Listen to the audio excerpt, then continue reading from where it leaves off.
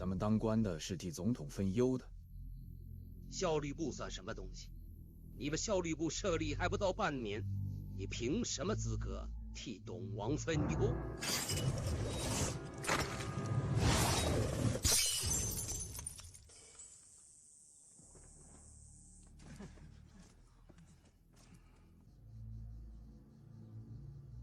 你问我效率部算什么东西？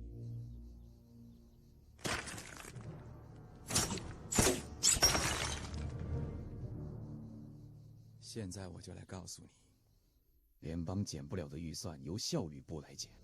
还有，你听好，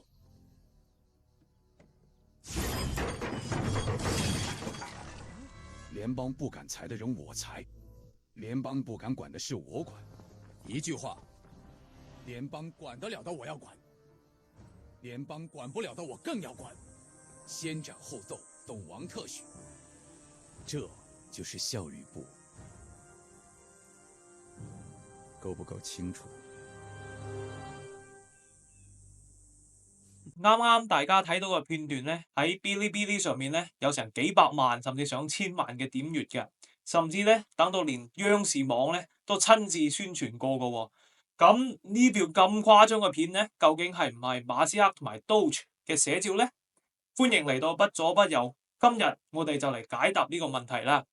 咁喺呢條片入邊咧，我哋可以睇到馬斯克可謂係武功蓋世，飛揚跋扈，將入邊啲官員啊、蝦兵蟹將啊嚇到係花容失色咁講喎。咁啊，當然啦，呢個係 AI 嘅惡搞啦。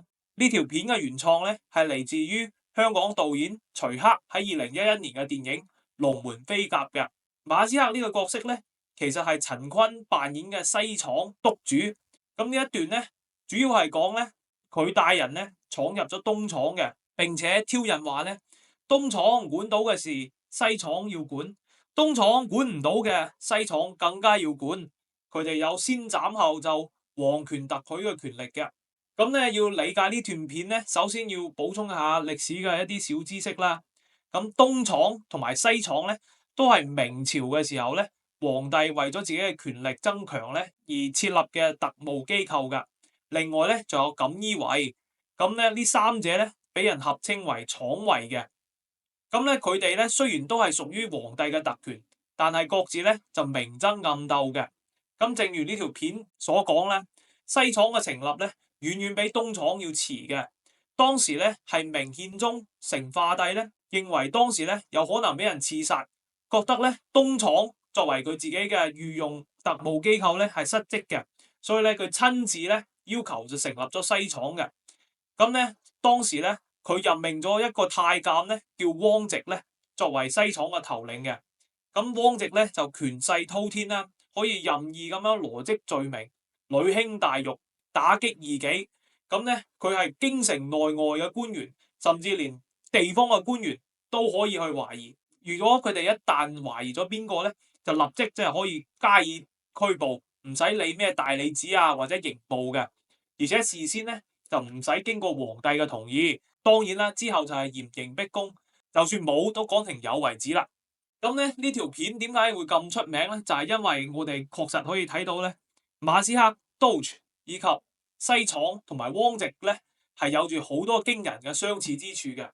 咁咧可以話啦，我哋呢3集以嚟咧一直嘅鋪墊咧，就係為咗今日咧學一學某一位有成百幾萬 fans 嘅大 V 啦。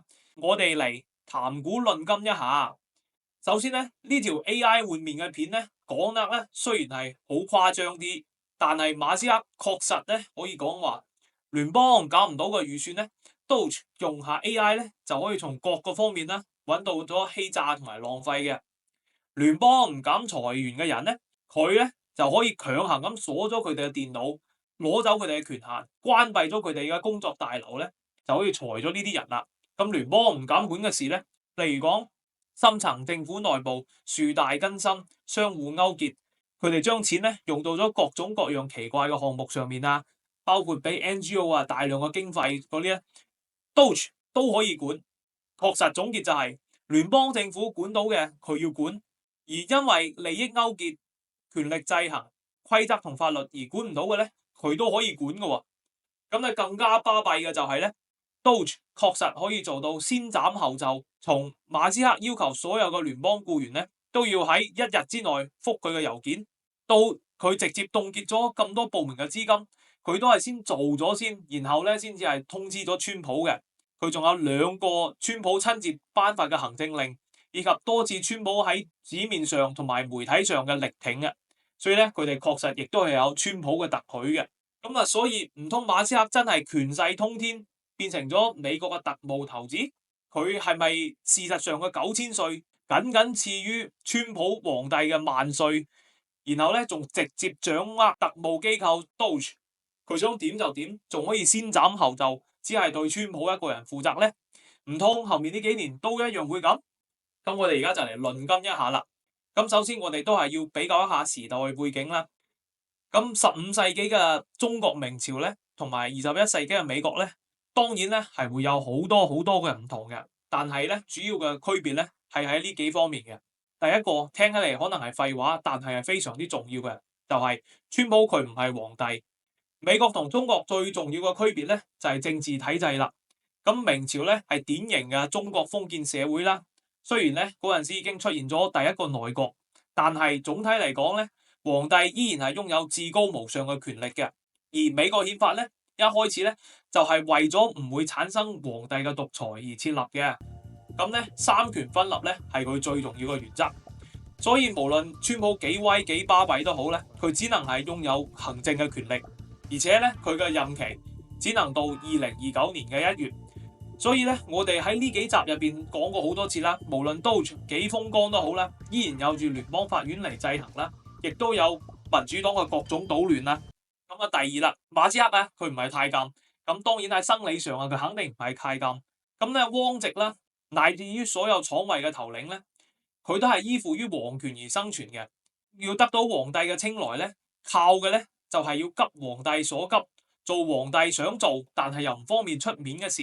你可以將皇帝身邊嘅大臣全部查過晒，目的咧就係維護皇權嘅至高無上，以及對佢底下嘅臣子咧進行有效嘅控制嘅。咁如果冇皇帝嘅話咧，呢啲太監、宦官或者係廠位咧，根本咧就唔會存在嘅。而馬斯克咧，佢係世界首富啦。喺幾個月佢正式參與政治之前咧，仲係世界嘅意見領袖之一嘅。所以咧，佢根本咧就唔係依靠於 Doge 而生存嘅。佢自己咧係一個非常之成功嘅科學家、企業家同埋商人嘅。咁第三咧，就係現代嘅社會有媒體，而且更加有新媒體。喺明朝嘅時候咧，幾乎所有嘅輿論力量咧，包括可以直接影響皇帝嘅力量咧，都係俾文官集團，亦即係所謂嘅士大夫而掌控嘅。呢啲大臣咧可以俾皇帝咧遞上奏章啊，發表文章啊，可以去批鬥佢哋唔中意嘅人。但係馬斯克咧係 X 嘅老闆嘅，佢非常之明白咧係點樣獲得流量、製造新聞以及壯大自己嘅聲勢啦。咁點解佢要喺 X 上面3頭2日就講話 Doge 揾到咗幾多浪費，聯邦政府有幾多問題咧？就係因為佢可以用呢個方法嚟尋求民眾嘅支持，以及減少阻力，佢就可以同職業官僚嘅發聲渠道啦，亦即係而家嘅正統媒體嚟分庭抗禮嘅。咁啊，第4點啦，科技同生產力咧係有住本質嘅區別嘅。咁當時嘅西廠咧，佢係點樣查案咧？好似我哋所講咧，基本上都係嚴刑逼供嘅，不打成招。咁部分原因咧，除咗佢係皇權之下想做乜就做乜以外咧，亦都係因為咧古代咧係冇咩有效查找真相嘅方法嘅。咁我哋已知啦，而家嘅警察啊、監察啊，甚至係其他部門咧，基本上咧都已經冇嚴刑逼供呢個選項啦。除咗人權嘅提升之外咧，有部分嘅原因亦都係現代嘅刑偵技術咧有住巨大嘅提升嘅，就唔需要再嚴刑逼供啦。咁而 Doge 咧更加可以更上一層樓，可以用 AI 嚟分析嘅，可以更加高效咁樣揾到好多嘅漏洞，揾到浪費啦、欺詐同貪污嘅。但係既然Doge 同西廠咧有咁多嘅相同之處咧，進行比較咧都係有意義嘅。有嗰句講嗰句啦，以史為鑑，喺合適嘅時候咧，我哋可以將歷史咧作為一面鏡嘅，咁咧可能會預示住當前事件最可能嘅結局。咁西廠同埋汪直嘅結局係乜咧？咁喺西廠成立咗僅6年之後咧，雖然汪直咧一直係打擊異己，佢嘅權力咧係一直增強嘅。但係隨住明憲宗成化帝咧收到多名大臣嘅彈劾咧，亦都受到官員質疑話你係咪喺度包庇緊佢咧？佢只能係半推半就咁樣將汪直咧就係貶成咗一名普通嘅官員啦，而且係貶到外地嘅。然後最後咧就廢止咗西廠啦。咁唔通馬斯克同 Doge 咧，亦都係要面臨類似嘅結局？係咪話川普喺1-2年之內咧就會受到大量嘅彈劾同埋共和黨內嘅壓力咧？佢亦都要需要半推半就，將馬斯克擺上台，等佢承擔所有嘅責任，然後咧再將 Doge 廢止咧。咁我哋而家就可以根據目前嘅情況咧嚟稍微預測一下啦。咁相信大家都可以好清楚咁感到啦，Doge 喺2月份嘅時候咧係非常之活躍嘅。咁我哋上集講到啦，2月份嘅時候咧，川普大部分嘅內閣成員咧仲未通過參議院嘅認證嘅，所以咧川普主動同埋被動咁樣俾咗馬斯克更多嘅權力。但係隨住時間踏入咗3月份，可以好明顯咁感到咧，Doge嘅新聞咧少咗好多啦。咁當然亦都同內閣係有關嘅。喺3月初以嚟咧，幾乎所有嘅重要嘅內閣成員咧就已經通過咗參議院嘅認證，就入局啦。咁咧自然啦，呢啲官員咧當然會根據川普嘅方針咧嚟大減自己部門嘅預算啦。一嚟咧就可以清理自己部門嘅反對者啦，就係我哋之前講到個深層政府啦。二嚟咧亦都可以攞到直接嘅政績啦。三嚟咧又可以宣傳自己獲得流量，然後咧就得到川普嘅肯定嘅。例如講話住房與城市開發部 HUD 嘅局長 Scott Turner 同埋環境保護署 EPA 嘅局長 Lee Zeldin 咧，都係多次上咗媒體嘅節目咧嚟吹自己咧係減低咗拜登離任之前咧定落嚟幾十億甚至係幾百億嘅撥款嘅。可想而知啦，咁細嘅稍為冇咁影響力嘅部門都係咁，大嘅部門就更加唔使講啦。設身處地咁諗下，如果我係佢嘅話咧，就算川普要求我要同 Doge 合作嚟減預算咧，咁我究竟想係我自己先發現問題，然後減咗佢啊，定係想等 Doge 過嚟咧？咁相信大家嘅答案咧，肯定都係前者，肯定係想自己發現問題，可以攞功勞。呢個就係辦公室政治嘅一部分啦。川普內閣咧一樣唔例外嘅。咁咧正因如此啦，Doge 嘅主動權咧其實係實質上係已經減少咗㗎。咁紐約時報之前有個報導啦，話3月6號馬斯克同盧比奧喺內閣會議上面咧大嘈特嘈嘅。咁咧最後咧要等川普嚟做和事佬咧，佢一方面咧要讚盧比奧咧工作係好出色嘅，並且仲要表示雖然馬斯克做咗好多好事，但係 Doge 嘅團隊咧未來只能提供建議，就唔可以直接咧干涉各個部門嘅工作嘅。咁呢件事咧雖然後嚟咧俾川普公開否認啦，咁而且盧比奧後來咧亦都公開咗感謝馬斯克同 Doge 喺削減 USAID 嘅經費上面嘅努力啦。但係呢件事如果係真嘅話，係完全唔令人意外嘅，亦都係完全符合邏輯嘅。咁之前咧內閣成員咧係未到位嘅，咁咧就算到位嘅咧，亦都上任咗只係得20-30日，但係而家情況咧就已經發生咗變化啦。咁咧更加唔好講啦，司法上面咧依然有聯邦法院嘅制衡同埋法律戰啦。咁然後立法上咧有民主黨嘅議員咧就係傾盡全力反對一切 Doge 嘅議程嘅。咁第二喺呢啲內閣成員已經係控制咗局面之後咧，Doge 同馬斯克咧而家要減嘅咧都係啲硬骨頭啦。咁咧佢哋就係國稅局啦、國防部啦以及社會保障署嘅。我哋所知啦，國稅局咧有住大量嘅數據啦，以及巨大嘅人員，甚至有啲人員咧係武裝嘅。有句笑話咧，就係話你寧願等 FBI 上門揾你，都唔好等 IRS 上嚟揾你。咁國防部咧肯定就係一堆嘅軍事機密㗎。然後咧社會保障署嘅欺詐咧，就又要需要好多嘅實地走訪啦，嚟確認係咪真係欺詐嘅。而且咧呢3個部門咧分別對應咗川普內閣認為幾個最重要嘅方面：稅收、軍隊以及係社會福利㗎。川普對呢3方面咧都有住自己相應嘅競選承諾嘅，所以咧 Doge 嘅行動咧肯定就有更多限制嘅。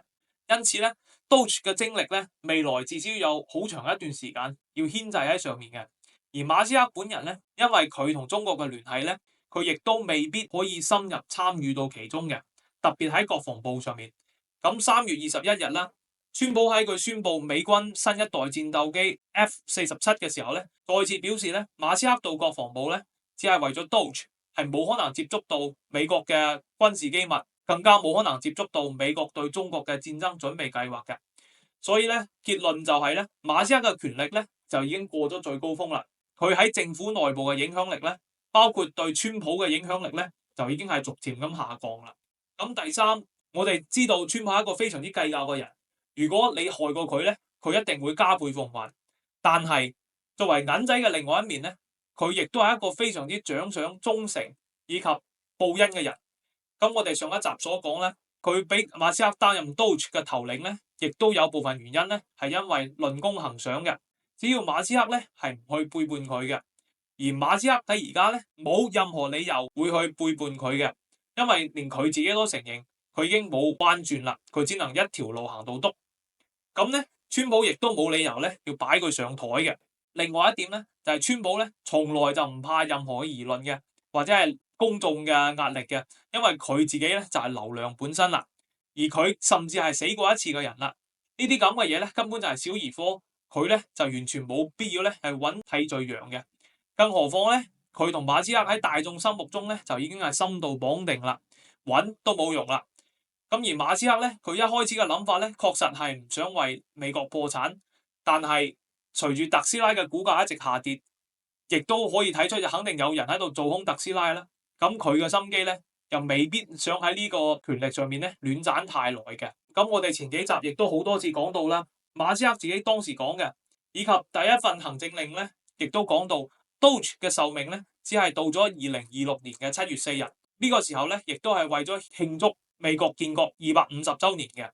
咁當然理論上嚟講咧，如果馬斯克同埋川普想延長 Doge 嘅壽命咧，佢只係再需要發多一份行政令嘅。但係從上面嘅分析咧，我嘅預測咧就係 Doge 喺2025年11月份之前會揾到一啲國稅局、國防部以及社會保障署嘅問題，咁咧助力咧弗吉尼亞州同埋紐澤西州嘅州長選舉啦。然後第二年，川普會喺2026年嘅7月4日當日咧，佢做嘅演講咧，一定會大力讚賞馬斯克同埋 Doge 做咗好多功勞。但係由於 Doge 已經有決定性嘅成果，咁咧馬斯克咧就可以功成身退啦。咁趕喺11月份嘅國會中期選舉之前咧，既攞出嚟政績。但係咧，亦都俾民主黨咧就冇辦法再去攻擊 Doge， 因為 Doge 已經係不復存在啦。咁咧，亦都係講 Doge 喺2026年7月份之後咧就會壽終正寢。而馬斯克咧過咗咁大一筆權力嘅癮之後咧，佢亦都會重新翻到自己火星計劃之中啦。因為佢覺得佢嘅目標亦都已經達成。總結嚟講咧，我哋呢4集咧做咗咁長嘅 Doge 系列咧，第一集咧就係講到 Doge 嘅歷史，講明 Doge有正當性同埋民意嘅。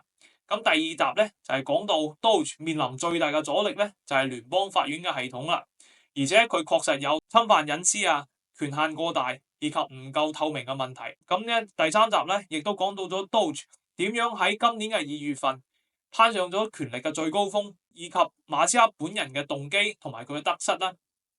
而呢一集我哋就學大 V 談古論今，並且預測咗馬斯克同埋 Doge 嘅終局係點樣，從過去到未來，從權力到弱點 ，Doge 確實係一個前所未有嘅機構，而馬斯克咧亦都確實係一個劃時代嘅人物嘅。